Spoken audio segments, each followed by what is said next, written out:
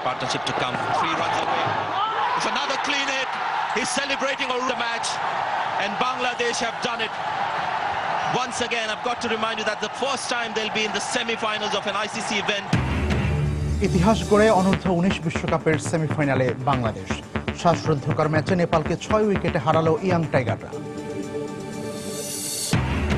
মাদক ব্যবসায় অসম্মতি জানানোয় প্রাণ দিতে হয়েছে চা দোকানদার বাবুলকে। অভিযোগ এলাকাবাসী ও স্বজনদের।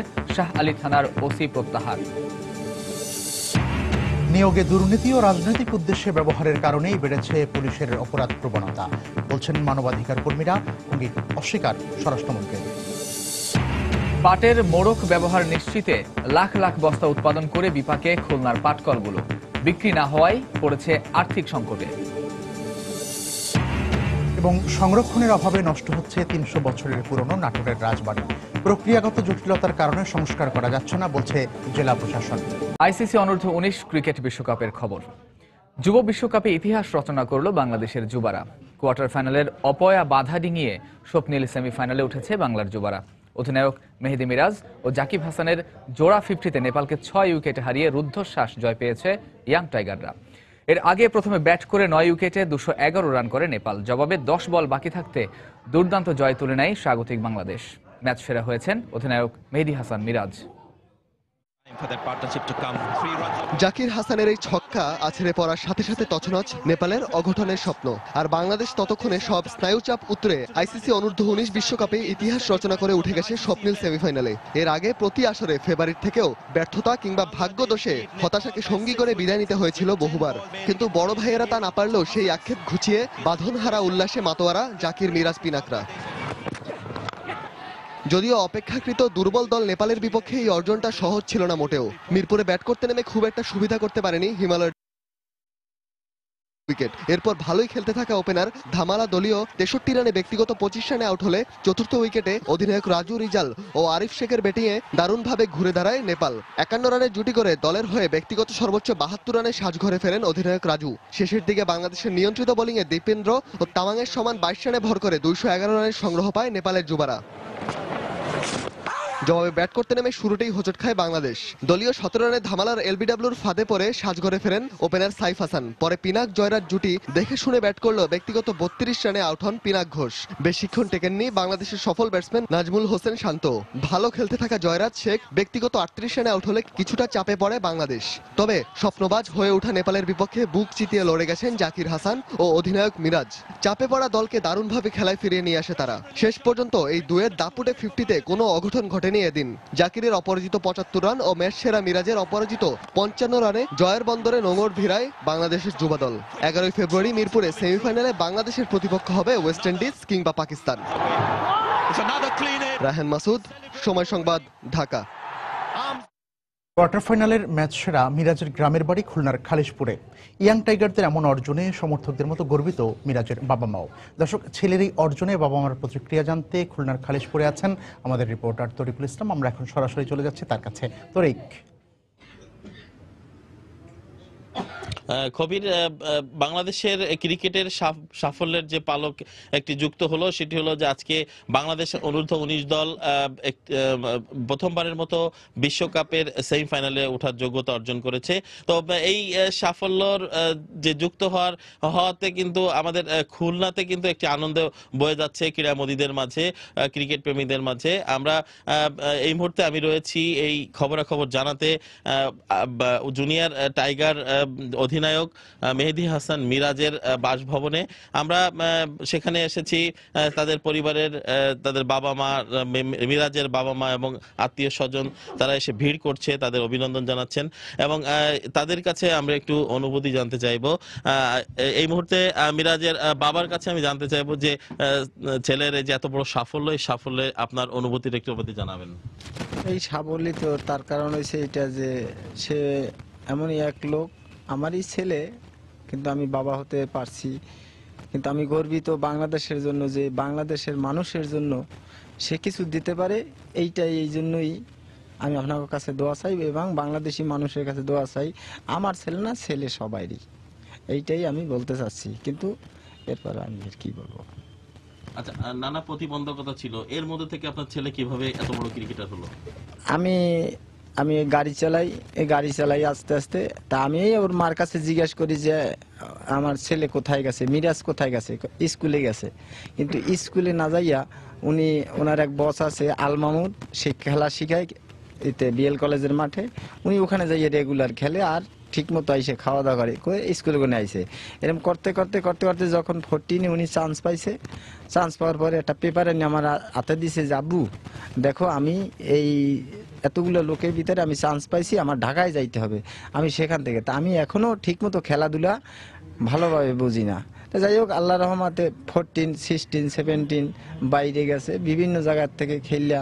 এখন আল্লাহ রহমতে আপনাদের আশীর্বাদে সেই বাংলাদেশের মানুষের ভালো একটা ধন্যবাদ আপনাকে। আমরা এতক্ষণ মিরাজের বাবার অভিব্যক্তি শুনছিলাম এবং আমরা একটু আগে যখন মিরাজের বাড়িতে প্রবেশ করি আমরা দেখতে পেলাম এখানে মানুষের ভিড় এবং অভিনন্দন জানাতে এলাকাবাসী ছুটে আসছে, আত্মীয় স্বজন আসছে মিরাজের বাড়িতে এবং তারা মিরাজের যে উঠে আসা, মিরাজের বেড়ে ওঠার গল্পগুলো আমরা শুনছিলাম। তার কোচের কাছ থেকেও আমরা কিছু কথা শুনছিলাম।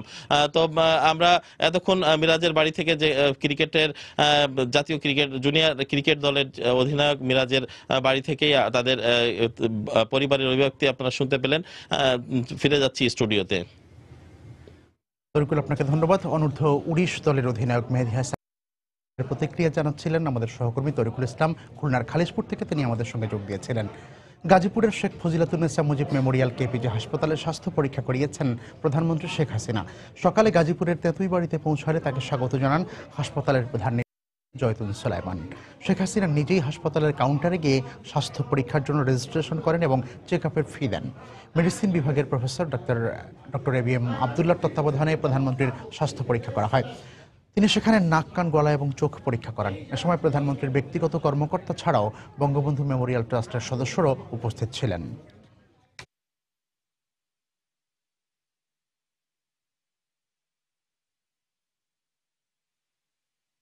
মাদক ব্যবসায় অসম্মতি জানানোর কারণেই বাবুল মাতুব্বরকে হত্যা করা হয়েছে, এমন অভিযোগ এলাকাবাসী ও তার স্বজনদের। সকালে রাজধানীর মিরপুরের গোদারাঘাট এলাকায় নিহত বাবুল মাতুব্বরের বাড়িতে গিয়ে দেখা যায় আহাজারি করছেন তার পরিবারের সদস্যরা। স্বজনদের অভিযোগ, এলাকার মাদক ব্যবসায়ী পারুলি বেগম বাবুলকে দিয়ে মাদক বিক্রি করাতো, আর এ কাজে সহায়তা করত স্থানীয় প্রভাবশালী নেতাসহ আইন শৃঙ্খলা রক্ষা বাহিনীর সদস্যরা। তারা জানান গত 1 বছর ধরে মাদকের ব্যবসা ছেড়ে টং দোকানের ব্যবসা করছিল বাবুল। এরই জেরে বুধবার চাঁদাবাজির ঘটনায় অগ্নিদগ্ধ হয়ে বৃহস্পতিবার মারা যান বাবুল মাতুব্বর। এই ঘটনায় সংশ্লিষ্টতার অভিযোগে শাহ আলী থানার 5 পুলিশ সদস্যকে সাময়িক বহিষ্কার ও পারুলি বেগমকে আটক করা হয়েছে। দেখছি অনেক ভালাই কেউ লোক ঝগড়া করে নাকি দোকানটা দিচ্ছে, দোকান দিয়ে আমি যেনকে মরছে হেনকে দিয়ে দোকান দিয়ে লইয়া নাতিনটে লইয়া আর পোলাটা লইয়া যে পোলাটা চুলে আনছে এই পোলাটা লইয়া বয়ে রয়েছে। বেশি দিন হয়নি, এলাকার মধ্যে বাবুল লোকটা ভালো আছে। ওরে দিয়া গাঁজা বেচাইলে পারুলির সুবিধা হয়, সেই সুবিধা করতে পারে নাই বিধায় পুলিশের সোর্স দিয়া ও এইভাবে ওরে মারাইছে। আমার বাবার আগেই বলছে তোকে আমি দেখে নিমু, যে আমার লোক তুই ধরে দিচ্ছিস, তোর আমি দেখে নিমু। এখান থেকে সোর্স পুলিশ নিয়ে এসে এই ঘটনাটা চাঁদার সিস্টেমে এই ঘটনাটা ঘটায়। এদিকে রাজধানীর মিরপুরে চা দোকানদার বাবুলের মৃত্যুর ঘটনায় শাহ আলী থানার ভারপ্রাপ্ত কর্মকর্তা একেএম শাহিন মণ্ডলকেও প্রত্যাহার করা হয়েছে। এর আগে গতকাল একই থানার আরও 5 পুলিশ সদস্যকে প্রত্যাহার করা হয়। এর মধ্যে 2 এসআই, 2 এএসআই ও 1 কনস্টেবল। গত বৃহস্পতিবার দুপুরে ঢাকা মেডিকেল কলেজ হাসপাতালের বার্ন ইউনিটে চিকিৎসাধীন অবস্থায় মারা যান বাবুল। পরিবারের সদস্যদের অভিযোগ, বুধবার রাতে মিরপুরের 1 নম্বর গোদারাঘাটে চাঁদা না পেয়ে পুলিশ চা বিক্রেতা বাবুল মাতুব্বরের কেরোসিনের চুলায় আঘাত করে। এতে কেরোসিন ছিটকে বাবুলের গায়ে আগুন লেগে যায়। নিয়োগে দুর্নীতি এবং রাজনৈতিক উদ্দেশ্যে ব্যবহারের কারণে পুলিশের মধ্যে অপরাধ প্রবণতা বেড়েছে বলে মনে করেন মানবাধিকার কর্মীরা। তবে এ অভিযোগ উড়িয়ে দিয়েছেন স্বরাষ্ট্রমন্ত্রী আসাদুজ্জামান খান কামাল। সম্প্রতি পুলিশের বিরুদ্ধে ওঠা অভিযোগগুলোকে বিচ্ছিন্ন ঘটনা উল্লেখ করে স্বরাষ্ট্রমন্ত্রী দাবি করেন অপরাধী পুলিশের বিরুদ্ধে ব্যবস্থা নেওয়া হয় তাৎক্ষণিকভাবে। ওমর ফারুকের রিপোর্ট।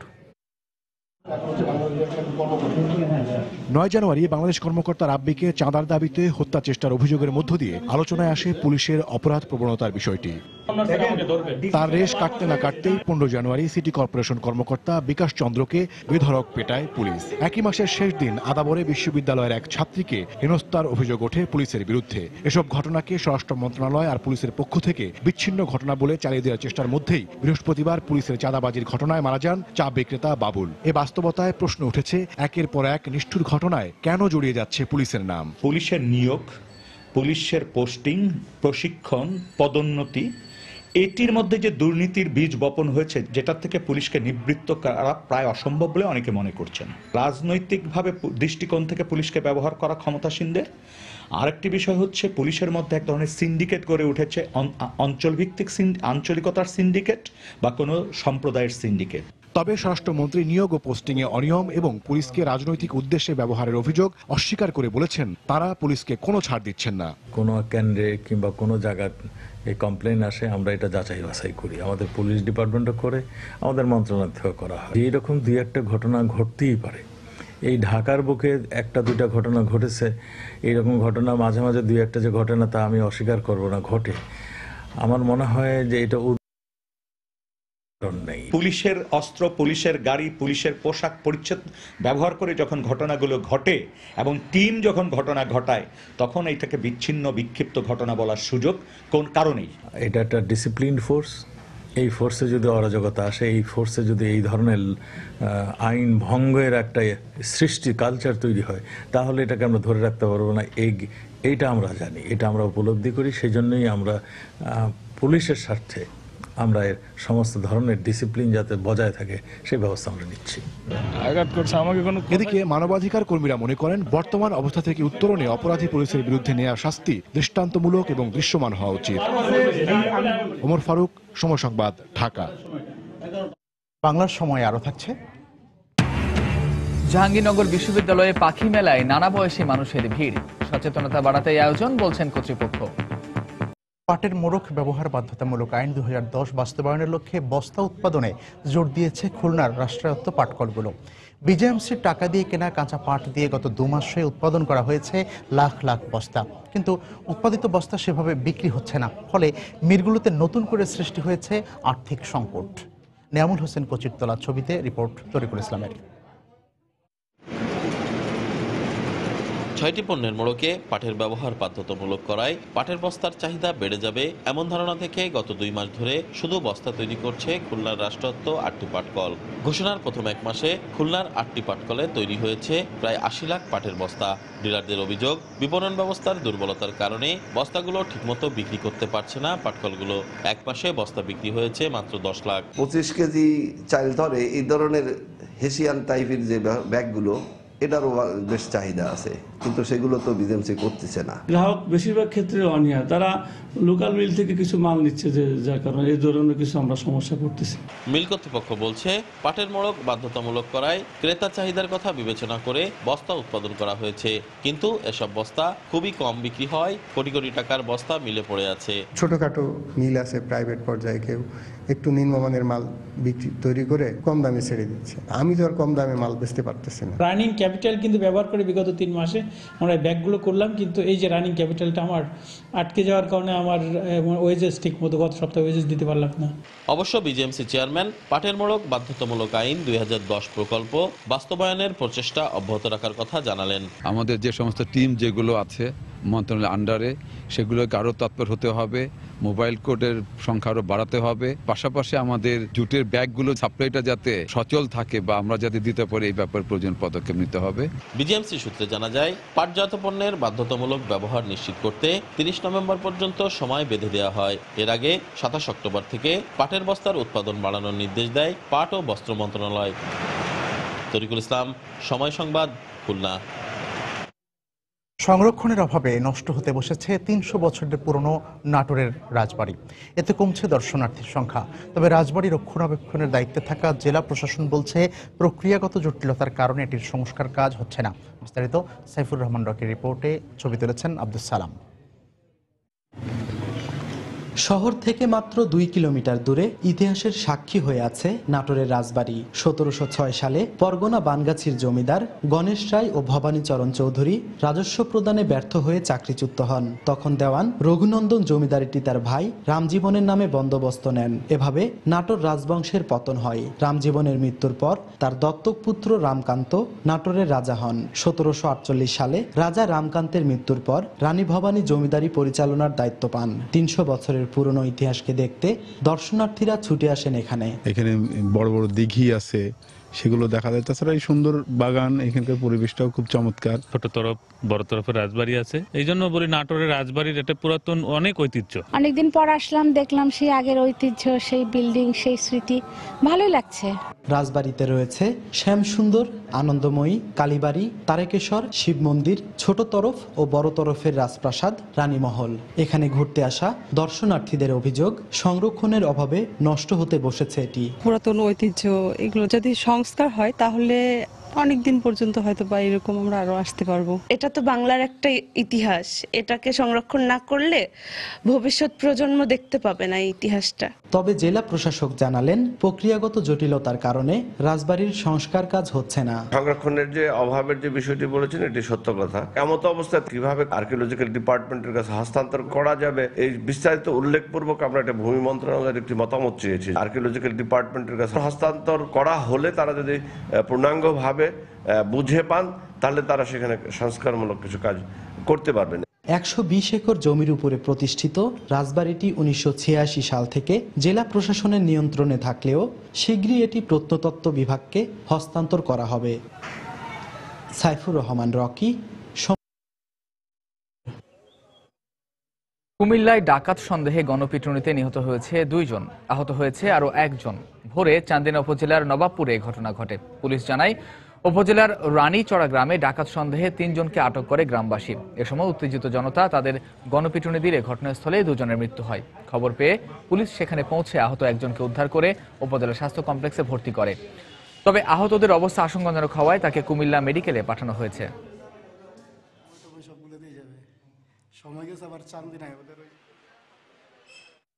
ময়মনসিংহে পারিবারিক কলহের জের ধরে বিল্লাল হোসেন নামে একজন খুন হয়েছে। এই ঘটনায় জড়িত সন্দেহে নিহতের স্ত্রী মোর্শেদাকে আটক করা হয়েছে। পুলিশ জানায়, ভোরে ভালুকা উপজেলার বগাজান গ্রামের বিল্লাল হোসেনকে ঘুমন্ত অবস্থায় দা দিয়ে কুপিয়ে জখম করা হয়। তার চিৎকারে প্রতিবেশীরা গিয়ে তাকে গুরুতর জখম অবস্থায় দেখতে পায়। পরে উদ্ধার করে ময়মনসিংহ মেডিকেল কলেজ হাসপাতালে নিয়ে গেলে কর্তব্যরত চিকিৎসক তাকে মৃত ঘোষণা করেন। এদিকে পারিবারিক কলহের জের ধরে বিল্লালের স্ত্রী মোর্শেদা তাকে হত্যা করতে পারে বলে প্রাথমিকভাবে পুলিশের ধারণা। ট্যাংরাটিলা গ্যাস ক্ষেত্রে দুর্নীতির সঙ্গে জড়িতরা কানাডার আদালতে যে স্বীকারোক্তিমূলক জবানবন্দি দিয়েছে তার সব প্রমাণ সরকারের কাছে আছে বলে জানিয়েছেন বিদ্যুৎ ও জ্বালানি প্রতিমন্ত্রী নসরুল হামিদ। দুপুরে সুনামগঞ্জের ট্যাংরাটিলা গ্যাস ফিল্ডে ক্ষয়ক্ষতির জরিপ কার্যক্রম পরিদর্শন শেষে একথা বলেন তিনি। কোর্টে তারা স্বীকারোক্তিমূলক জবানবন্দি দিয়েছেন যে তারা করাপশনের মাধ্যমে এই নাইকো এই কন্ট্রাক্টটা নিয়েছিল সেই সময় খালেদা জিয়ার সময়কার, এবং তখনকার সময় যে জ্বালানি মন্ত্রী ছিলেন বিশেষ করে মোশাররফ, তার ব্যাপারে তারা সাক্ষী দিয়েছেন, এবং তারা যেখানে ব্রাইবারি করেছেন সেগুলির ব্যাপারে তারা সাক্ষী দিয়েছেন, আর সেখানেও তারা কিন্তু দোষী সাব্যস্ত হয়েছেন এবং তারা ফাইন দিয়েছেন সে কোর্টে। যে এভিডেন্সগুলো এখন আমাদের কাছে আছে। প্রিন্ট ও ইলেকট্রনিক মিডিয়ার সাংবাদিকদের পেশাগত মান বিকাশের জন্য সম্প্রচার নীতির খসড়া প্রণয়ন করা হয়েছে বলে জানিয়েছেন প্রধানমন্ত্রী তথ্য উপদেষ্টা ইকবাল সোবহান চৌধুরী। দুপুরে সাভারের একটি স্কুলে ঢাকা জেলার রোভার স্কাউটের 3 দিনব্যাপী সম্মেলনে প্রধান অতিথির বক্তব্যে তিনি একথা জানান। পত্রিকার পাশাপাশি চ্যানেলগুলোর বিকাশের জন্য একটি সম্প্রচার নীতিও একটি খসড়া প্রণয়ন করা হয়েছে এবং খুব তাড়াতাড়ি সেটি জাতীয় সংসদের মাধ্যমে একটি আইনে রূপান্তরিত হবে। এবং এই সম্প্রচার নীতিতে সাংবাদিক অর্থাৎ প্রিন্ট এবং ইলেকট্রনিক মিডিয়া সবার যে তাদের যে সম্মানজনক বেতন ভাতা সুযোগ সুবিধা সেগুলো যেন নিশ্চিত করা যায়, সেই জন্য সেই আইনের মধ্যে এই বিধানটি রাখা থাকবে। কিশোরগঞ্জের তুচ্ছ ঘটনার জের ধরে হামলায় আব্দুল কুদ্দুস নামে একজন নিহত হয়েছেন, আহত হয়েছেন আরও 4 জন। সকালে সদর উপজেলার কাটাবাড়িয়া এলাকায় এ ঘটনা ঘটে। পুলিশ জানায়, বেলা 11টার দিকে ভাস্করখিলা বিলে মাছ ধরতে যান আব্দুল কুদ্দুস। এ সময় ধানক্ষেতের ভিতর দিয়ে নৌকা নিয়ে যাওয়ায় ক্ষিপ্ত হয়ে জমির মালিক মামুন মিয়া ও তার লোকজন ধারালো অস্ত্র নিয়ে তার উপর হামলা চালায়। এতে ঘটনাস্থলে আব্দুল কুদ্দুস মারা যান। পরে খবর পেয়ে ঘটনাস্থলে পৌঁছে পুলিশ তার লাশ উদ্ধার করে ময়নাতদন্তের জন্য কিশোরগঞ্জ জেলা সদর হাসপাতাল মর্গে পাঠায়। এ ঘটনায় আহতদের উদ্ধার করে স্থানীয় হাসপাতালে ভর্তি করা হয়েছে।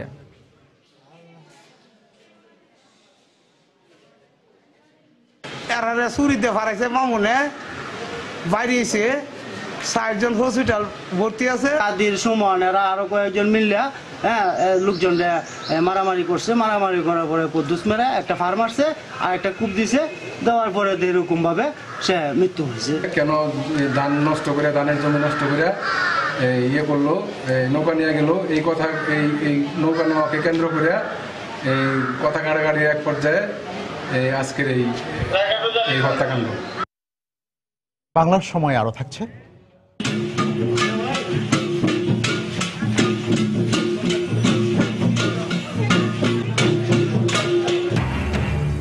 ময়মনসিংহে গারো সম্প্রদায়ের ঐতিহ্যবাহী চুগান উৎসব।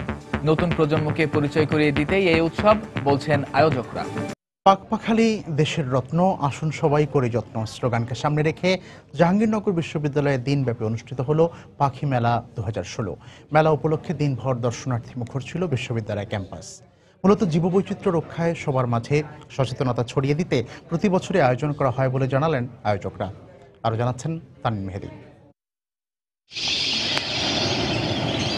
জাহাঙ্গীরনগর বিশ্ববিদ্যালয়ের ক্যাম্পাসের আকাশে এখন এমনটাই ঝাঁকে ঝাঁকে পাখির মেলা। পাখির অভয়ারণ্য হিসেবে পরিচিত এখানকার লেকগুলোতে নিশ্চিন্তে কাটছে নাম না জানা এই পাখিদের জীবন।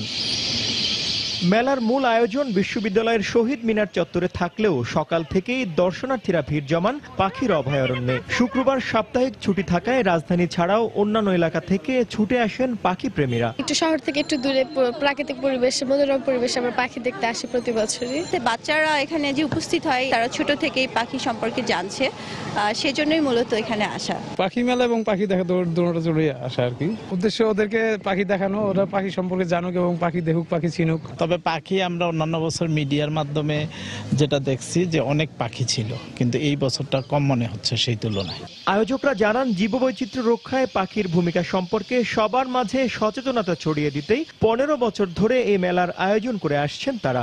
পাখি মেলার আয়োজন অনেকটাই সফল, কারণ এটি বিগত 15 বছর একটি জাতীয় রূপ পেয়েছে এবং বাংলাদেশের সকল প্রান্তের লোকজনই এখন মোটামুটি জেনে থাকেন যে পাখি মেলার আয়োজন করা হয়, কেন আয়োজন করা হয় সেটিও তারা জানেন। 195 প্রজাতির পাখি এখানে রেকর্ড করেছি, যার 126 প্রজাতি স্থানীয় পাখি এবং 69 প্রজাতি হচ্ছে আমাদের পরিযায়ী পাখি।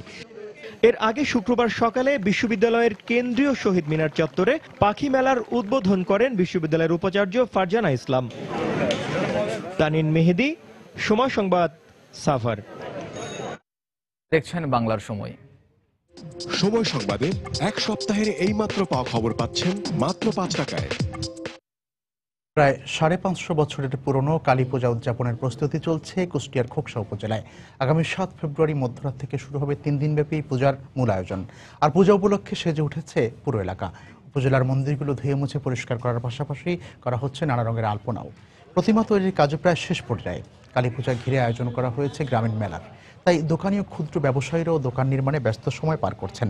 এদিকে ভক্ত ও দর্শনার্থীদের নিরাপত্তা রক্ষায় সব ধরনের ব্যবস্থা নেওয়া হয়েছে বলে জানিয়েছে উপজেলা প্রশাসন।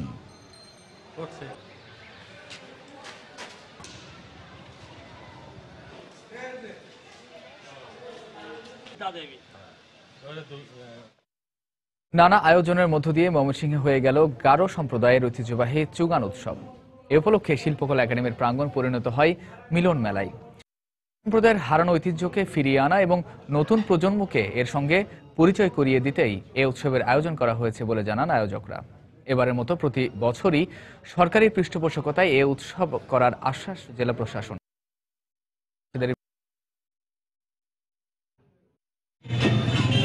পাহাড়ি নৃত্যের ছন্দ আর ঢাকঢোলের বাজনায় এভাবেই চুগান উৎসবের মধ্য দিয়ে গারো সম্প্রদায় সৃষ্টিকর্তার প্রতি কৃতজ্ঞতা প্রকাশ করেন। কিন্তু কিন্তু দীর্ঘদিন ধরে এ ধরনের আয়োজন না হওয়ায় প্রায় বিলুপ্তির পথে উৎসবটি। এমন বাস্তবতায় সরকারি পৃষ্ঠপোষকতায় ময়মনসিংহে হয়ে গেল ঐতিহ্যবাহী যোগান উৎসব। সৃষ্টিকর্তা আমাদের জন্য যে বীজগুলো দান করেছেন, ফসল দান করেছেন, সেই বীজ দিয়ে আমরা যে সমস্ত ফসলগুলো আমরা রোপণ করেছি সেইগুলোকে আমরা সৃষ্টিকর্তার উদ্দেশ্যে আমরা তুলে ধরব। এটার মধ্য দিয়ে আমরা আসলে একটা অন্যরকম একটা অনুভূতি মানে ভেতরে তৈরি হয় যে একটা মিলন মেলার আয়োজন হচ্ছে, সবার মধ্যে দেখা সাক্ষাতের একটা সুযোগ তৈরি হচ্ছে। এই উৎসবটার জন্য আমরা অপেক্ষা করে থাকি, আর এই উৎসবটা আসলে আমরা অনেক আনন্দ আর মজা করি।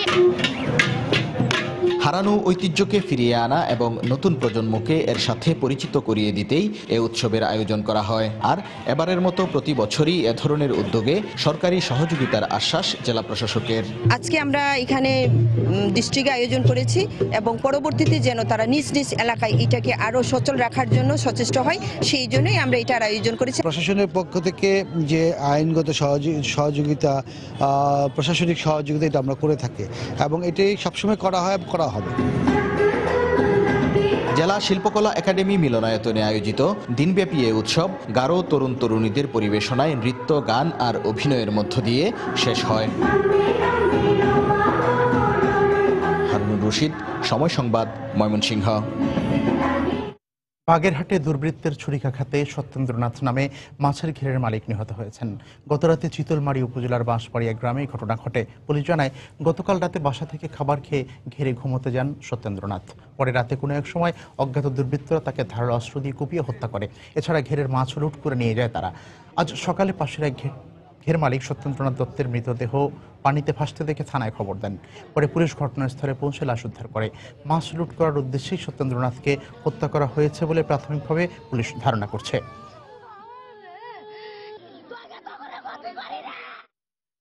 স্বাধীনতার পর এই প্রথম মাঠ পর্যায়ে চাষিরা প্রতি কেজি লবণের দাম পাচ্ছেন 10 টাকা করে। এটা সম্ভব হয়েছে বিদেশ থেকে লবণ আমদানি বন্ধ এবং সরকারের সিদ্ধান্তের কারণে। এতে সন্তোষ প্রকাশ করেছে চাষিরা। তাদের দাবি, সরকার যেন এই সিদ্ধান্তে অটল থাকে। আর সংশ্লিষ্টরা বলছেন, কক্সবাজারের লবণ দিয়ে দেশের চাহিদা পূরণ সম্ভব। সুজয়ন রুবেলের তথ্য, মোহাম্মদ ফরাজের ছবি নিয়ে ডেস্ক রিপোর্ট। কক্সবাজারের উপকূলবর্তী লবণ মাঠ। হাজার হাজার একর জমিতে লবণ চাষিরা সমুদ্রের লবণাক্ত পানি জমিয়ে তাতে সূর্যের তাপ দিচ্ছে, আর ওই তাপে পানি শুকিয়ে তৈরি হচ্ছে লবণ। কক্সবাজার ও বাঁশখালীর 60,000 একর জমিতে 55,000-এর বেশি চাষি এখন লবণ উৎপাদনে ব্যস্ত সময় পার করছেন। স্বাধীনতা পরবর্তী সময়ে দেশের মোট চাহিদার লবণ এখান থেকে সরবরাহ করা হলেও ন্যায্য মূল্য না পাওয়ায় হতাশ ছিলেন চাষিরা। কিন্তু এই প্রথম মাঠ পর্যায়ে চাষিরা কাঙ্ক্ষিত লবণের দাম পেয়ে মহা খুশি। আমরা এখন অনেক খুশি যে এবারে লবণের মূল্য অনেক বেড়েছে। 600 টাকা করে মানুষকে গিয়ে পেয়েছি, এই দাম পেয়েছি লবণের। সবাই আনন্দিত, এভাবে দাম চাইলে আমরা উপকৃত হইব। বিদেশ থেকে আমদানি বন্ধ করায় ন্যায্য মূল্য পাচ্ছে দাবি করে লবণ চাষী সমিতির এ নেতা জানালেন, বিদেশ থেকে লবণ আমদানিকারী চক্রটির প্রতি সরকারের সজাগ দৃষ্টি রাখা দরকার।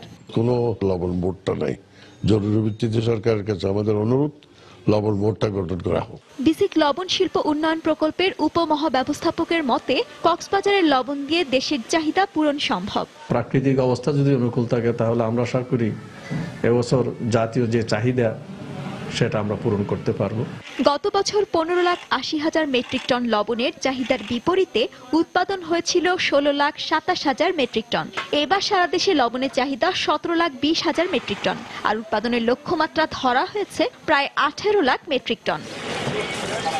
সময় সংবাদ, কক্সবাজার।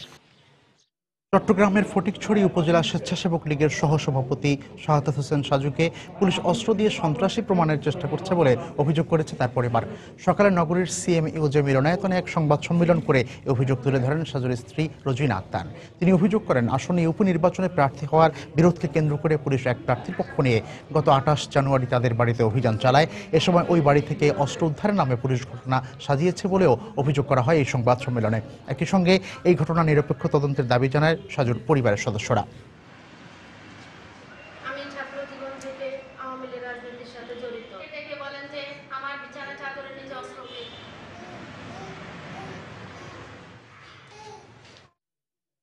আগামী 17 এপ্রিল 5 বছর পূর্ণ করতে যাচ্ছে সময় সংবাদ। এ উপলক্ষে আজ থেকে প্রতি শুক্রবার বাংলার সময়ে দর্শক পর্যবেক্ষণ পর্ব সম্প্রচারিত হবে।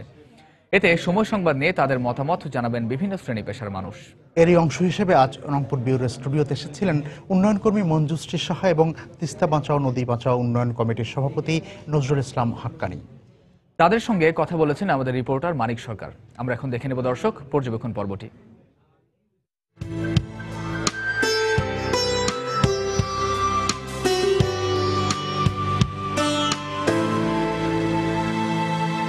স্বাগত দর্শক পর্যবেক্ষণে। আলোচনার জন্য আমাদের মাঝে উপস্থিত রয়েছেন উন্নয়ন কর্মী মঞ্জুশ্রী সাহা এবং তিস্তা বাঁচাও নদী বাঁচাও সংগ্রাম কমিটির সভাপতি অধ্যক্ষ নজরুল ইসলাম হাক্কানি। আপনারা জানেন আগামী 17 এপ্রিল সময় টেলিভিশনের ৫ম অন-এয়ার বর্ষ। আলোচনায় যাওয়ার আগে চলুন দেখে আসি রংপুর বিভাগের দর্শক মতামত। যে কোনো খবর হলে তাৎক্ষণিকভাবে যাওয়া এবং বস্তুনিষ্ঠতা এবং নিরপেক্ষতা সময় টিভিতে। আর যেটা অপছন্দ লাগে আপনাদের বিজ্ঞাপন বিরতিটা অনেক বেশি। মুক্তিযুদ্ধ ভিত্তিক বেশি বেশি অনুষ্ঠান করে আমাদের নতুন প্রজন্মের মধ্যে ৭১-এর মুক্তিযুদ্ধের চেতনায় যেন তারা উদ্বুদ্ধ হতে পারে, এ বিষয়ে যদি আপনারা একটু ভেবে দেখেন তাহলে মনে হয় বেশি ভালো হয় আর কি। সময় সংবাদে স্বাস্থ্য নিয়ে যদি আরো বেশি সময় দেওয়া হয় তাহলে এই জনপদের মানুষ আরো বেশি উপকৃত হবে। সকল তরুণদের চাওয়া যে তরুণদের নিয়ে নতুন কিছু প্রোগ্রাম যদি করে তাহলে খুব ভালো হয়। কৃষকদের নিয়ে যদি কোনো প্রোগ্রাম স্পেশালি করা হয় যেখানে কৃষকের মাটি ও মানুষের কথা বেশি করে বলা হবে। অন্যান্য যে চ্যানেলের যে প্রধান অংশগুলো সেগুলো যদি এডিট করে একবার দেখাবার একটা উদ্যোগ নেন। সময় টিভি যদি নিয়মিত প্রোগ্রাম করে আইন আদালতকে নিয়ে তাহলে একটা ইতিবাচক দিক হবে। মেইন যে স্ক্রলটা হয় সেটা এত স্লো ধীর গতিতে যে খুবই খারাপ লাগে, বিরক্ত লাগে। আমাদের দরিদ্র মানুষদের যে জীবন সংগ্রাম, এই জীবন সংগ্রামের ছবি কিন্তু আমরা সেভাবে দেখতে পাই না। সংস্কৃতি নেই, সংস্কৃতির ছোঁয়াটা আরো বেশি থাকা দরকার। শিশুতোষ অনুষ্ঠান নেই, টক শো যেটা হয় সেটা ঢাকার যে রাজনীতিবিদরা আছে তাদেরকে নিয়ে হয়, জেলা পর্যায়ে রাজনীতিবিদদেরকে সুযোগ দেয়া গেলে ভালো হবে। সময় টিভির সাজসজ্জার ব্যাপারে আরো একটু ভালো হওয়া উচিত, পাশাপাশি উপস্থাপনায় কিছু ত্রুটি লক্ষ্য করা যায়। বিনোদনমূলক অনুষ্ঠান একটু বাড়ানো দরকার আলাদাভাবে। সামনের যে আগামী প্রজন্ম দেশ নিয়ে তারা কি ভাবছে, তারা কি করছে, তাদের চিন্তা চেতনাকে তুলে ধরবেন।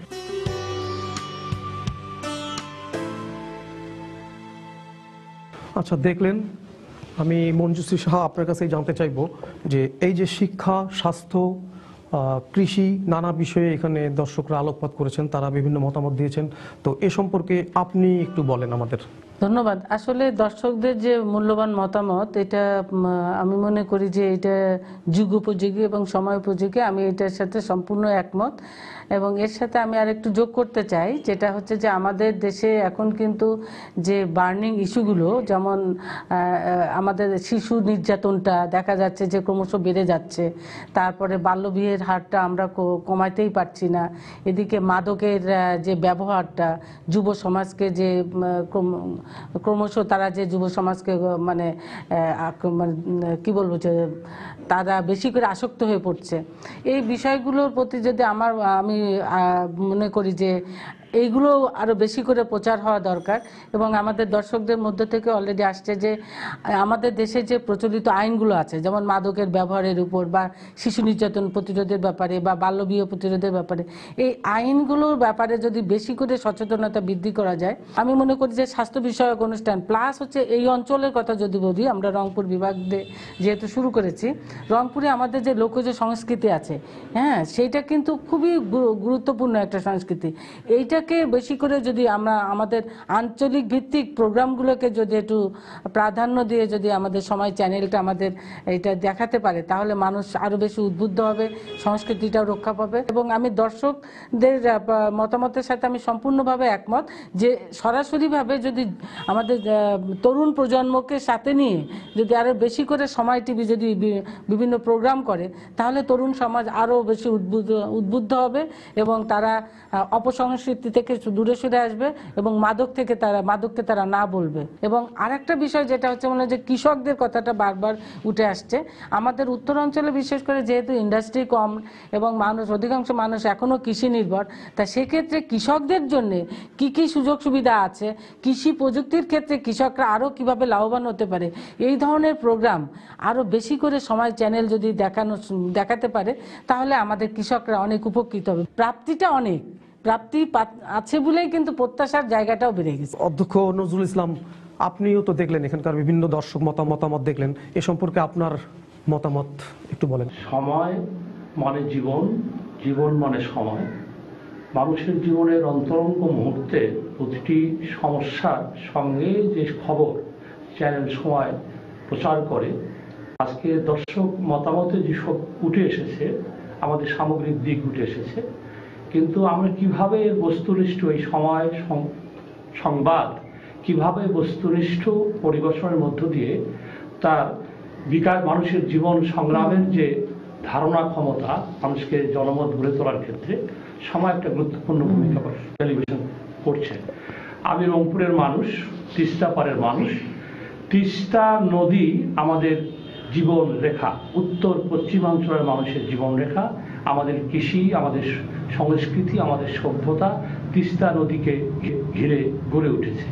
সেই তিস্তায় শুকনো মৌসুমে পানি থাকে না, পানির অভাবে এই অঞ্চলের চাষিরা, এই অঞ্চলের নদী, তার শাখা নদী সহ বিরান ভূমিতে পরিণত হচ্ছে। এই তিস্তা চুক্তি নিয়ে আমাদের বিগত সরকার এবং আজকের সরকার খুব আন্তরিক প্রচেষ্টা চালিয়েছিলেন। দ্বিপাক্ষিক সম্পর্কের মধ্য দিয়ে আমরা সীমান্ত চুক্তি স্বাক্ষর করেছি, ছিটমহল চুক্তি স্বাক্ষর করেছি। এই অঞ্চলের রংপুর বিভাগের মানুষের একটা দীর্ঘদিনের প্রত্যাশা এবং মানুষের সমুদ্র সীমানা নির্ধারণ করেছি, কিন্তু রংপুরের মানুষ চেয়েছিলেন যে তিস্তা চুক্তিটা সম্পন্ন হবে। আমরা অনেক দোরগোড়া এসেছিলাম, কিন্তু ভারতের পশ্চিমবঙ্গের মমতা বন্দ্যোপাধ্যায় তেনার একঘেয়েমিতা এবং তার বিরোধিতার কারণে কিন্তু আমরা চিন্তা সম্পন্ন করতে পারি নাই। তাই আমরা আশা করব যে দ্বিপাক্ষিক সম্পর্ক উন্নয়নের মধ্য দিয়ে তিস্তা চুক্তি সম্পন্নের যে সময় টেলিভিশন এটি দেখবেন।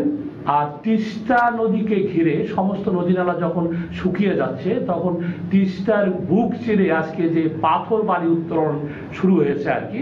এবং আপনারা যদি যান পূর্ব সাতনাইয়ে, সেখানে সরকারের কিন্তু আইন আছে যে কৃষি জমি ধ্বংস করে, নদী নালা ধ্বংস করে স্থাপন করা যাবে না। তিস্তার একটা কূটনৈতিক প্রক্রিয়া চলছে, হয়তো বা এই সমস্যার আশু সমাধান হবে, আমরা এমনটাই আশা করি। তো এছাড়া সময়ের কাছে আপনার আর কিছু প্রত্যাশা আছে কিনা? আমি রংপুরটাকে বলছি কৃষি প্রধান। রংপুরের যে কৃষি, সেই কৃষিকে রক্ষা করতে গেলে আজকে বীজ কিন্তু প্রতারণার শিকার হচ্ছে, সারে প্রতারণাতে ভেজালে মিশ্রিত হচ্ছে। কৃষককে বাঁচাতে গেলে কৃষি আদালতটা গড়ে তোলা দরকার। অনেক আদালত আছে, কিন্তু কৃষকের বীজ নিয়ে, হাইব্রিড নিয়ে যে আমরা উৎপাদন করতেছি, যে নষ্ট হয়ে যায়, তার কিন্তু কৃষকরা কিন্তু কোথাও গিয়ে মানে কোনো আবেদন করতে পারে না। তারপরে আরেকটি কথা বলতেছি, সেটা হচ্ছে ডিজেলের দাম আন্তর্জাতিক পর্যায়ে কমে গেছে। কৃষকরা কিন্তু আজকে রংপুরের বিভাগের কৃষকরা খুব সমস্যায় পড়েছে। তাহলে কৃষকের ক্ষেত্রে যে ডিজেলের ক্ষেত্রে ভর্তুকি দেওয়া না যায় শেষ ক্ষেত্রে, কিন্তু মাঝারি প্রান্তিক কৃষকরা কিন্তু আসবে না। আমাদের কৃষকরাই কিন্তু জাতীয় প্রবৃদ্ধিতে একটা বড় ধরনের ভূমিকা রাখছে। আমাদের রংপুর কিন্তু খাদ্যে উদ্বৃত্ত, কিন্তু দেখা যাচ্ছে তারা ন্যায্য মূল্যটা পাচ্ছে না। এক্ষেত্রে আমাদের মনে হয় যে আরো বেশি করে কিভাবে কৃষকরা তারা তাদের ফসলটা ন্যায্য দামে বিক্রি করতে পারে, তারপরে তারা উপযুক্তভাবে মানে তারা দামটা পায় সময় মতো, এই বিষয়গুলোর প্রতি যদি আরো গুরুত্ব দিয়ে সময় চ্যানেলের কাছে আমাদের প্রত্যাশা যে তারা যদি বিভিন্ন নিউজ তারা বা সেরকম ধরনের আলোচনা যদি অ্যারেঞ্জ করতে পারে, তাহলে আমাদের এই অঞ্চলের লোকজন ভীষণভাবে উপকৃত হবে। আর বিশেষ করে আমি আবারও বলবো যে শুধুমাত্র কৃষি না, আমাদের যুব সমাজকে সামনের দিকে এগিয়ে নেওয়ার জন্য তাদের দক্ষ করে তোলার দরকার। সে ব্যাপারে যে সরকারি আমাদের দেশে যে সুযোগ সুবিধাগুলো আছে, সেই সুযোগ সুবিধার ব্যাপক হারে প্রচার করার জন্য আমরা বিশেষভাবে রিকোয়েস্ট করবো আর কি। রংপুর বিভাগের সময়কে যদি আজকে সময়ের গতিকে ধরতে হয়, তাহলে বিভাগ ওয়াইজ কিন্তু আজকে এই চ্যানেলগুলো, এই মতামতগুলো তুলে আনা দরকার। বিভাগে বিশেষ করে সময় টেলিভিশন তার যে সময়ের দাবি নিয়ে যে নামকরণ করেছে, সময়ের অন্তরঙ্গ মুহূর্তগুলো তারা তুলে ধরবে, তাহলে বিভাগ ওয়াইজ কিন্তু আজকে এটা করা দরকার। অনেক দর্শক কিন্তু বলেছেন যে জেলাভিত্তিক যে মতামতগুলো টক শোতে, তাহলে বিভাগ ওয়াইজ যদি সময় যদি বিকেন্দ্রীকরণ করে, তাহলে আমরা কিন্তু অনেক সম্ভাবনার কথা কিন্তু আমি তুলে ধরব। ধন্যবাদ মঞ্জুশ্রী সাহা এবং নজরুল ইসলাম হাক্কানি। আপনাদের এই মতামত অবশ্যই কাজে আসবে বলে আমরা মনে করি। প্রিয় দর্শক শ্রোতা, আপনারা দর্শক পর্যবেক্ষণ শুনলেন। এটি সময় টেলিভিশনের আজকের প্রথম অনুষ্ঠান। আজকে থেকেই এই অনুষ্ঠানের যাত্রা আগামী শুক্রবার আবার একই সময়ে, বাংলার সময়ে সন্ধ্যা 6টায় আপনারা দেখবেন রাজশাহী ব্যুরোর থেকে সম্প্রচার। ধন্যবাদ সকলকে।